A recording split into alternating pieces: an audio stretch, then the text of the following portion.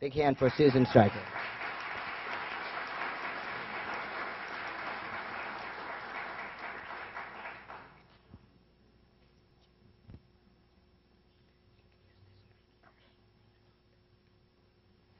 I didn't know y'all were going to get to see my screensaver with all my music on it. All right. There we go.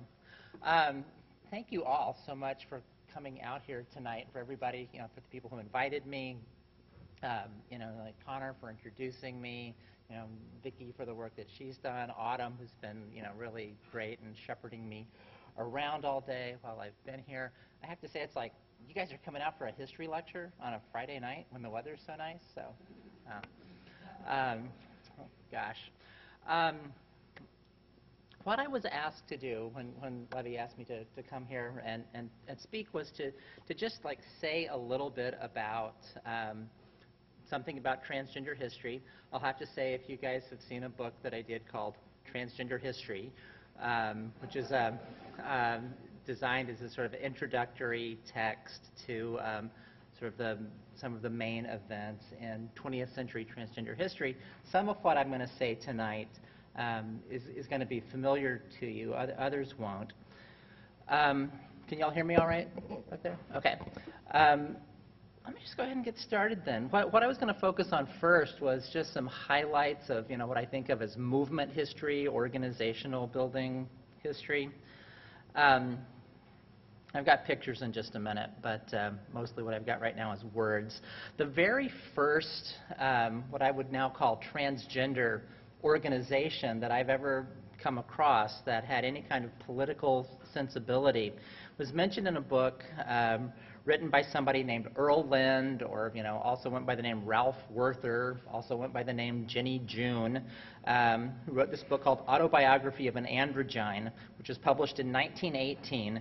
And Earl Lind, Ralph Werther, Jenny June describes in there a club that he or she belonged to in New York City back in 1895 that was called the Circle Hermaphroditos, which was composed of other quote-unquote androgyne people, and that how Lind, June, Werther described this was a little club whose purpose was to unite for defense against the world's bitter persecution.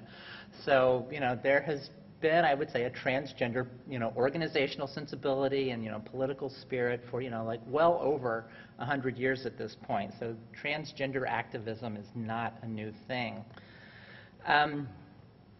What I was going to concentrate on today, though, is not sort of the national picture, but since we're here in California, wanted to highlight just a few pioneers of trans community in California. This woman here, Louise Lawrence, I think, she's really the sort of unsung hero of trans community organizing on the West Coast. She transitioned male to female, started living full-time in 1942 in San Francisco. And really, it's like she is the, what she did is she didn't know anybody else like herself, and she would read the newspapers and look for people who had been arrested for cross-dressing.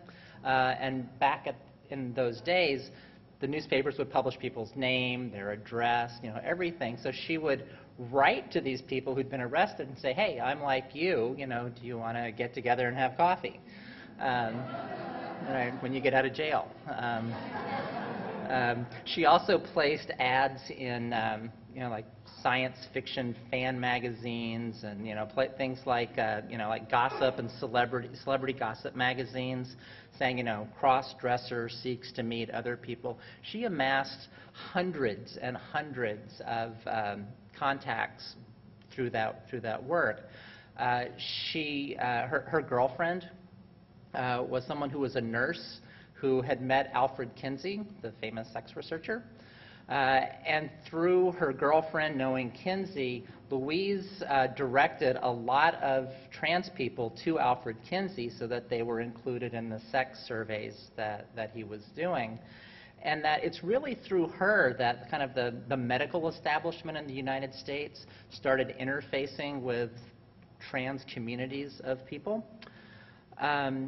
And then later in the 1950s and early 1960s, somebody who I'll show a picture of in just a minute, Virginia Prince, who some of you might have heard of, when she launched the first successful transgender publication in the United States, this magazine called Transvestia, her membership, or her mailing lists came from, guess where? You know, Louise Lawrence's Correspondence Network. So it's like really looking at what Louise did was, I would have to say, the beginnings of the contemporary organized trans community in the United States. Everybody's heard of Christine Jorgensen, I think, in this room. Somebody, if you haven't heard of Christine Jorgensen, can I see a hand? Okay. No, I thought peer pressure would, you know, keep everybody's hands down. Christine Jorgensen made headlines around the world in 1952. Many people think she's the first transsexual. That's not actually true. But she was the first world-famous or like global media celebrity who was transsexual. And she became famous for nothing other than being transsexual. Like, news of her surgery was leaked to the press in December 1952, and she made headlines literally all around the world. The way she described it in her autobiography was that, you know, she said, this was the year that they were setting off atomic bombs on Eniwetok Atoll out in the Pacific, hydrogen bomb tests. The war was raging in Korea. Queen Elizabeth was crowned like Queen in England. The polio vaccine was invented that year, and Christine Jorgensen's surgery got more media attention than all of those. It was the #1 story in measured by words in newspapers. It was the #1 story of 1953. Even though I've just got started, I want to take a slight little break here because I want to show you some film clips of Christine Jorgensen. The next major project that I'm going to be working on, it's a film called Christine in the Cutting Room, which is about both Christine Jorgensen's surgery as well as her film career. So the idea of Christine in the Cutting Room is kind of it's a pun. But she worked before she became famous for being a transsexual. She worked as a film editor at RKO Studios in New York. She was a film editor, and I really think there's a relationship between her work as a film editor and her identity as a transsexual. I can just sort of see her there editing newsreels at an RKO studio, going, "Wait, you cut the medium, you splice it together, you project through it, tell a story." It's like, I can do that with my body. She's like, "I need craft services," and off she went to Denmark to find surgeons and endocrinologists because there wasn't anything available in the U.S. at that time. Like I said, I'm working on this film about Jorgensen, and I've been doing a lot of research, looking for visual images of her, and I found the reason this thing, Kislap Aliwan, that you see on the right side of the screen, is Philippines like celebrity gossip magazine, because Jorgensen appeared in a film in Manila in 1962, this film called Kaming Muga Talyada, which means "we who are sexy." And I found a copy of this film to look at it, to see if I could incorporate footage from that into the documentary that I'm working on. And I'm just so fascinated with the film as sort of a document for how Jorgensen impacted ideas about sexuality and gender worldwide that I thought I would show a clip for you. Let me set this up for just a second. The basic idea in this film, let's see. So the basic idea in this film, "We Who Are Sexy," is that there are, well, it starts with these women who've all met in the lobby of a bank in Manila. And the woman on the right, her name is Chelo. She hasn't seen her friends for a long time because she's been traveling around the world with her husband, who's a Filipino man in the U.S. military. And he says, "Oh, but he's in the United States right now. I'm having to support myself. Fortunately, I have 7 beautiful daughters who work and support me in the style that I've become accustomed to." And her old friends say, but we thought you had 7 sons. She goes, oh, no, no, no, I have 7 daughters. Let me just show you this clip.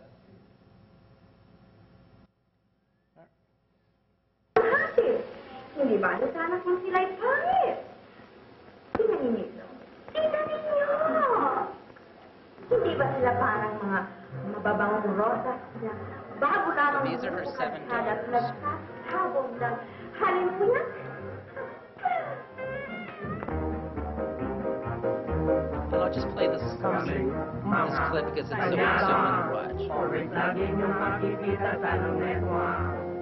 Kami mga kalyada, ang alindog namin laging nakadisplay. Kahit saan kasada, kami nakapalanda. Mahihiyak kahit na sinisirler, sa nepi namin katawan, ang kala namin baby.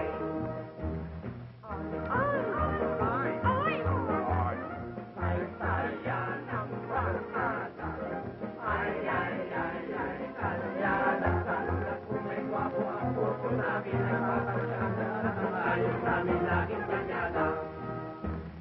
Ay, ay, ay, kay saya ng barkada, ay, ay, ay, ay, kalyada, kalyada, kung may gwapo ang puso namin ay papasyada, ang ayos namin laging kalyada.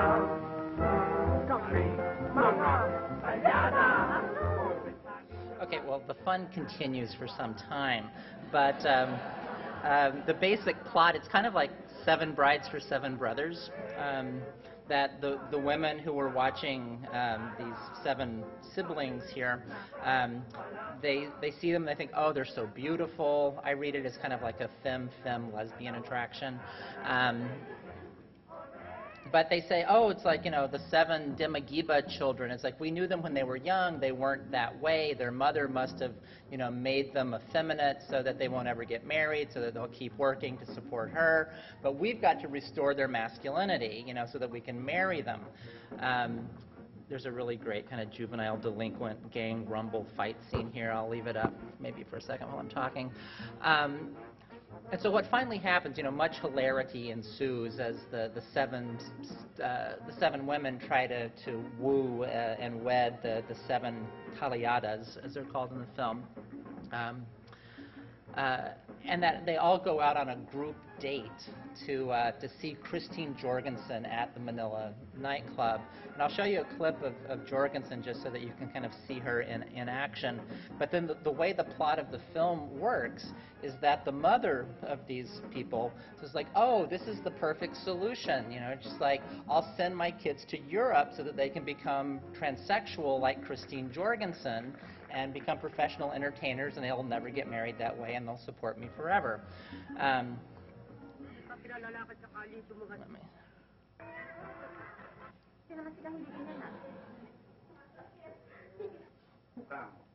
But again. Okay, so but what difference did it make? Because after all, we would have been just another bride, another groom, gonna lower that marriage boom. So why's the tension? You need a license to make some. I got the guy, he had the ring. I'm all equipped with, ooh, everything. I got the urge to make a merge to make some. Now I'm stamped by Good Housekeeping and Parents Magazine. Even old Dr. Kinsey. Do you know what Dr. Kinsey said? In my book, you're Jake Christine. Call! There is nothing like a dame. Nothing in this world. And you got everything I'd name. That is anything like a dame. All right, well, so in case you were wondering what happens, the young women, they freak out when they hear that the mother wants to send her children off to become transsexual. They get the father to come back from the United States so he can restore patriarchal order to his household. He has his children drafted into the military to try and toughen them up. Nothing works. Much more hilarity ensues as they, try to be soldiers and butch it up, and they just can't. And just when all seems lost, fortunately, I kid you not, fortunately, what happens is that there is an Islamic insurgency. This is 1962, where Islamic insurgencies have been happening in the Philippines for a long time, so that the Moro people of Mindanao revolt against the government. The father decides, oh, here's what we'll do. My children and I will all commit suicide together by trying to suppress the Islamic insurgency. But the father is wounded. The sons now become enraged on the battlefield, and their masculinity is restored by fighting off the Muslim terrorists who are trying to overthrow the government. So what's been going on in the U.S. for the last decade or so is not new. All right. And unfortunately, I think we're going to have to stop there with Christine. So sort of moving on out of the 50s into the 1960s. The trans scene really changed in the United States in the mid-1960s, that you started to see the first acts of transgender militant radicalism. I made a film about this. Some of you might have seen it. You mentioned, it's called Screaming Queens, the riot at Compton's Cafeteria. In August of 1966 in San Francisco, transgender street prostitutes fought back against the police in what is, this is 3 years before Stonewall, and what is, as far as I know, the first act of sort of organized sort of militant resistance to social oppression of transgender people. That's what, had to throw this in. I think it was one of the best things I ever did as a historian was to work on that film and to get it out to public dissemination. We got funded through the Corporation for Public Broadcasting. It did have a national television broadcast, and it was one of it was the first transgender-funded project through the Corporation for Public Broadcasting. And I was just so inspired by the community in San Francisco that film came out in 2005. And some people who are, in the room here tonight, I see Allison Loriano back in one of these pictures.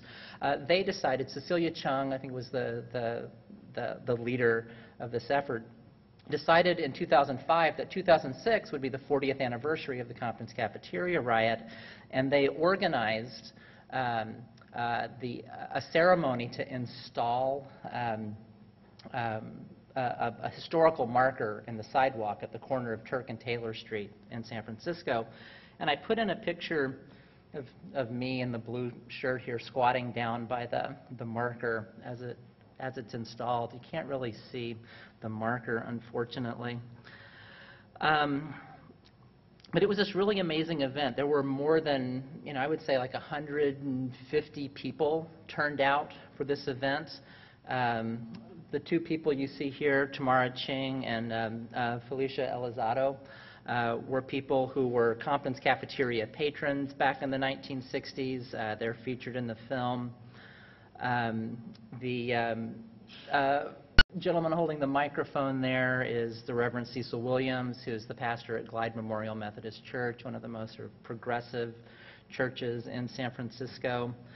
The other picture, the police officer who's sitting in the chair, Elliot Blackstone, who was actually a pioneering advocate for transgender concerns back in the 1960s, who's being honored here by Teresa Sparks, who's holding this plaque. Teresa Sparks is a trans woman who at the time was the president of the San Francisco Police Commission. And I love that picture because it's just think about what's happening there, that you're commemorating a riot where transgender street prostitutes are fighting back against the cops 40 years later, the city of San Francisco establishment turns out to acknowledge this event. There's a police officer there who was actually an ally and not an enemy, who's being honored by a trans woman who's now the head of the police commission. And there were some people in the trans community who thought, well, why are you honoring a cop? It's like, this is also conservative. This is, it's like sort of selling out. And, it's like, I do think it's important to push back against police harassment and intimidation and oppression. But you sort of have to think of the whole gestalt there. How much has changed in 40 years that the president of the police commission is now a trans woman, and that trans people were taken up the street again in a completely different way. It's just like, it's this, it was such a marker to me of what had actually changed in 40 years. That from that act of resistance, you wind up getting something where you can celebrate in a public way some event like this. Virginia Prince, I mentioned her earlier. She's the person who started the first successful transgender publication in the United States, 1962, Transvestia magazine. This is a picture of her, R.E. Kane, and others at an event actually on the East Coast called Fantasia Fair, which is the longest running ongoing transgender event in the United States. It started in, I believe, 1981 or 82. The reason I wanted to include R.E. Kane in this picture is that it looks like R.E. is the person who actually first coined the term transgender. Even though transgender is a word that gained a lot of popularity in the 1990s, that it was an older word, it starts showing up in community-based publications, many of them promoted by Virginia Prince, in variations of things like transgender role, transgenderist, transgenderism. And the idea at the time was that transgender was something that was neither a transvestite, just a cross-dresser, nor a transsexual. That a transsexual was somebody who was sort of fully medicalized, wanted genital surgery, was on hormones, wanted to live full-time in that gender. A transvestite was just a cross-dresser. And transgenders were people like Virginia and Ari, who lived full-time in the genders that they wanted to live in, but did it mostly through their clothes and through their social relationships and not through medicalizing their identity. So, had to include Lou Sullivan, who became the first, another San Francisco person. He's originally from Milwaukee, moved to San Francisco in the 1970s, and he's the person who founded the first national FTM organizations, starting in the 1980s. The panel from the AIDS quilt up there was made by the FTM group in San Francisco when Lou passed away in 1991.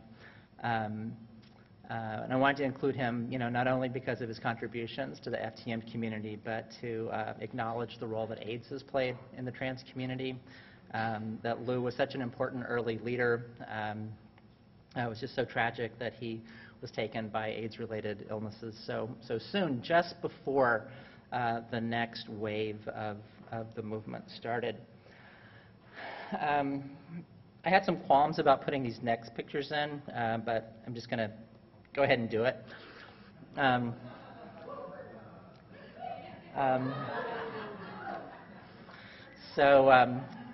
This is kind of when I started out in the trans community. I first started kind of coming out publicly around 1989. These are from around 1991, that I transitioned right as I was finishing up my PhD in history at Berkeley. Coming out at that time was pretty much a death sentence for academic employment. It just was, I was not going to get a job teaching early 19th century U.S. religious history. I just wasn't. And so, you know, I just sort of said, all right, bring it on. It's like I'm a historian, I'm transsexual, I want to do transsexual history, I'm going to work in the community, I'm going to be really political, I'm just going to like do what I'm going to do, figure out how I'm going to make my living. And, you know, here, you know, what is it, like 18 years later, I mean, it's like I did wind up a professor. I think it was like a good career move at some level. You know, I just decided early on in the wave of trans activism that started in the 90s that my role really wasn't to be like a community organizer or to found organizations or to, you know, be a legislative lobbyist or whatever. It's like I so respect the people in this room who do that kind of down in the trenches policy and advocacy work, you know, but that I just thought that my role in the community was to be the historian and to try and document things in our past and to really think about history not just as something that was like old and useless and hopefully maybe interesting sometimes, but to think about the present as, to think about history as part of, you know, what I call the deep present. You know, that there's a quote that I use often from Friedrich Nietzsche where he says, there's three uses of history. It's like most people think of history only as nostalgia, you know, as something they feel comfortable with. The great and powerful, if they have any use for history at all, it's as a raw material to build a monument to themselves. But it's only those people who are crushed by a present circumstance and determined to throw off their oppression at all costs who have any use for a critical history. And that I thought, oh, that's actually what I want to do. It's like I want to be a critical historian of my community. I had thought maybe that I would go through a bunch of the trans organizations of the 1990s and the early 21st century, but I just think I can't do justice to the complexity of the event, of the community that has developed in the last 15 years or so. So I'm not even going to try and narrate that. I'm going to start wrapping up my thoughts. What I've looked at thus far in my remarks tonight is sort of the beginnings of an identity-based political movement around transgender, transsexual issues from the late 19th through the early 21st centuries. But that, I have to say, I don't think identity politics is enough, especially for small communities. If we organize, we have to live our identities. Identities are how we understand ourselves, how we relate to others, how we relate to our society and to the state. But it's insufficient, I think, to organize politically on the basis of identities, especially in very small communities. And that what we have to do instead as a politicized community is to address what I call the social regulation of gender. That gender is not just something that's, you know, in your body, a quality of your body. It's a very complicated social and political relationship, and that what we have to do is to understand all of the things that go into making up gender so that we can act effectively to try and change things that are unjust. Again, since I'm a historian, I think about things historically. Just want to show some examples of what I mean by trying to sort of unpack the social regulation of gender. Some of the earliest images of what we might now call trans people in the Americas from the standpoint of European colonialism were drawings by this Dutch illustrator Theodore de Brie from the 1580s, and that the people on the left, he labeled those as hermaphrodites.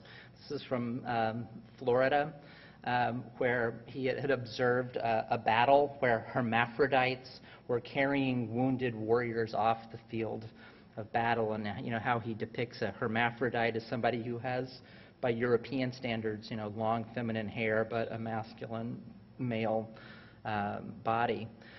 The other picture on the right are pictures, the caption says something like sodomites being thrown to the dogs. This is from Hispaniola in the 1580s. And that, you know, what's being shown is you have these conquistadors coming in, and that people that they identified as being sodomites, it's like they had them killed. This was genderqueer people being thrown to the dogs. And so I just want to show this as a suggestion that you can't understand gender in North America without acknowledging that colonialism and racism and European ethnocentrism undergird everything that goes into the construction of gender. It's like we are in a post-colonial society here. We don't think about it in the United States so much as that we're post-colonial too, but this was a colonized place, and as much as people from the U.S. then colonized other parts of the world, that these colonial and racial and ethnocentric attitudes structure gender for all of us. Another example of this from early Anglo-American history, the first trans case that I know of in North America, somebody who was known as either Thomas or Thomasina Hall. I don't have any images of this, unfortunately. But this person was arrested in Virginia colony in 1629 for fornication, which was sex between unmarried partners, and discovered after the arrest to be what was called a man in women's apparel.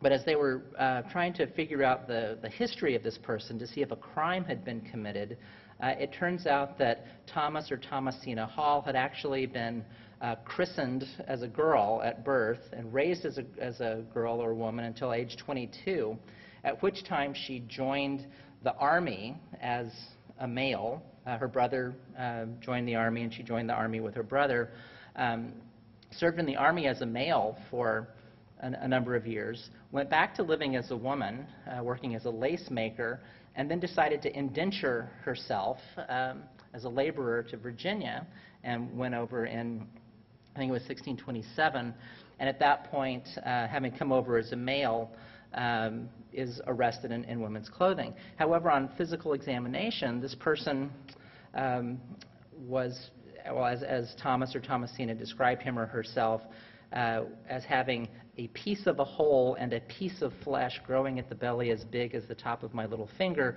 but not having the use of the man's part. So somebody we might now call intersex, somebody who had anomalous genitals, who lived socially as both a man or a woman, but then says, I go in women's apparel to get a bit for my cat. I'll just let you substitute cat for some other slang. And so, again, like the construction of gender here, it's like it has to do with labor, it has to do with immigration, it has to do with, so many things other than what is this person's body, right? The outcome of the case is that Thomas or Thomasina, since they couldn't decide, is this a man or is this a woman, has this person committed fornication? Because actually, if he was a man, he would be fornicating to have sex with a woman. But if she is a woman, there was no legal regulation of physical contact like that between female people. So there was no crime. So whether or not there was a crime depended on whether or not Thomas was Thomas or Thomasina was Thomasina. But what they did decide to do is that they said, you have to dress half as a man and half as a woman. They couldn't figure out else what to do with this person. But again, an example of the social regulation of gender. It's like, why is it that society gets to say what it is that you wear? It's like this is related to what was called sumptuary laws. That you can't wear a soldier's uniform if you're not a soldier, or a clerical collar if you're not a cleric, or a baker's hat if you're not a baker. You can't wear women's clothes if you're a man, and vice versa. Well, so after being sentenced to dress half as a man, half as a woman, Thomasina simply disappears from the historical record. And what I like to think is that she ran off to the West. Because that's actually what happened a lot. I don't know so much about the 17th century, but certainly by the 19th century. The 19th century is, of course, the century that has the most rapid expansion of the U.S. government, U.S. territory across the North American continent. There's the war with Mexico in 1848. There had been the Louisiana Purchase, even earlier, 1803, from France. We have this idea of manifest destiny going out to the West Coast.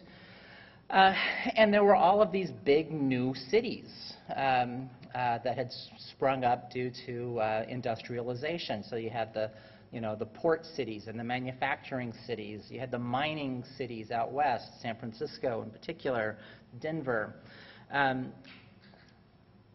Well, in the mid-19th century, in the wave of all of this westward migration, you start to see a new phenomenon, which is that these big new cities start passing laws against cross-dressing.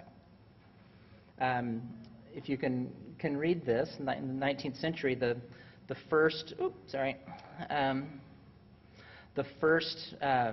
known municipal legislation against cross-dressing is 1848, Columbus, Ohio. 1851, Chicago, Illinois. And you'll notice that most of these are sort of new cities in the old Northwest or the Plains, the Mountain States, the West Coast. So what I would suggest is that, you know, people don't pass laws against things that people aren't doing. You know, it's like in the mid-19th century, all of these big cities, it's like found it necessary somehow to maintain public order to pass laws against cross-dressing. So I think that there were a lot of people in these new cities who were taking advantage of the anonymity of the city to live lives of their own choosing rather than what, you know, their family, their small town, their church, you know, whatever said that they needed to do. Hang on. I can't get my slide to advance here. Hang on. There we go. I'm almost through here because we want to get on to Sylvia in just a minute here.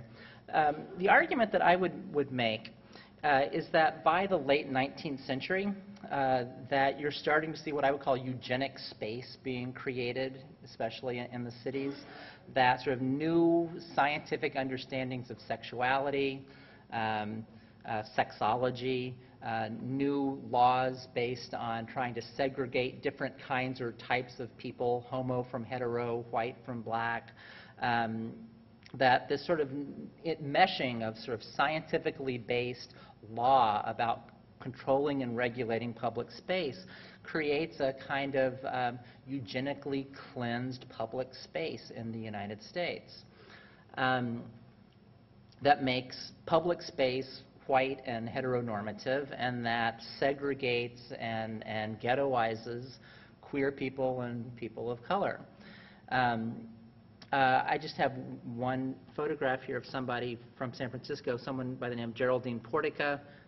I know very little about her, but she showed up in police records. I think it's from 1919. I don't have the exact date with me. Was somebody who was born male-bodied, but said she was raised as a woman, as a girl in her family, had never lived as a man, and was arrested on Market Street in San Francisco, arrested for cross-dressing, and was deported to Mexico as a criminal. So anyway, final thoughts. As a historian, what do I think we need to be doing as a movement? And I would say one of the things that we have to do, and some people may think this is controversial, is to oppose the biomedical model of transgender people. That doesn't mean that I think we shouldn't try and have good health care, that we shouldn't change our bodies if we want to, that we shouldn't be able to change our legal documents. But this whole idea of being able to live the life that you want to live because you've been diagnosed with something, that you have a pathology of some kind, it's like, to me, it just buys into this whole like social regulation of gender that has not worked too well for us, has been more harm than good. And so what I think we need to do is to come up with ways of legitimating and justifying and expressing what it is that we do without recourse to the biomedical model. It's like, we don't know why we're transgendered. You know, nobody knows why they are how they are. There's lots of different theories, but nobody really knows. And I think to resist the things that can be used to pathologize and control us is really important. And in closing, what I would say that we need to be doing as a movement is that rather than working for transgender rights in some kind of like narrow identity-based way, that we need to address unjust institutions, bureaucracy, government power, social prejudice as transgender people who are working in broader movements. that we need to be trans people engaged in contesting the way identity documents work in this country, the way the government surveils people, the way our borders are controlled. We need to change the way that prisons work, or we need to abolish prisons. We need to address the AIDS crisis, which is ongoing. We have to have health care for everybody. We have to have public access for people of all levels of ability. And I really think that, the big issue overriding everything is that we have to be working in environmental issues right now, because if, the sea level rises 10 feet, it's like you don't have San Diego here, and that, that we as trans people have to be involved in the broadest possible issues for social change right now. And not just involved and not just work narrowly for transgender issues. All right, that's all that I have got to say. Thank you for coming tonight.